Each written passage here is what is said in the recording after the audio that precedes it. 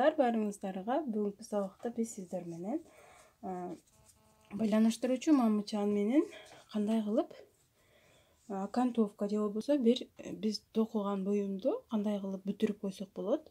Кааласак бул приемду, бул терминди жолуктарга да иштетсеңиз болот. Эң акырында токулган сарафандарга, шапка бийниге, мисалы үчүн оюнчуктардын кийимдерине, айтор сиз каалаган токуунун түрүндөгү оюнга иштетсеңиз болот. Демек биз жипти чыгарып алдык. Мына мисалы үчүн рабочий жипти алып алгандан кийин биз илмек менен жипти тартып алганда бизде эки мамыча болот. Ошондо биз биринчи мамычаны экинчиден өткөргөнүбүз. Бул прием, термин байланыштыруучу мамыча же болбосо соединительные столбики деп аталат.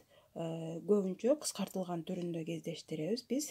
Бул жип өтө катуу болгондуктан бир аз күч керек болот экен. Мисалы үчүн эмеде 2 илмек бар дагы.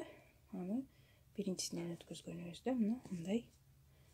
Бизде байланыштыруучу мамыча менен токуган буюмубузду ушундай кылып кооз кылып чекесин, особенно баягы корзиналарды трикотажный пряжадан токуп жатпайбызбы? Ошолордун чекелерин кооздогонубузда мындай чекеси катуу болбой, жумшак болбой, наоборот катуу болуп, мындай бир жакшынакай бир формага келип калат дагы. Мындай кооздукта биздин токуган буюмубуз даяр болот. Мисалы үчүн мынакей ушул терминди биз байланыштыруучу мамыча деп айтабыз.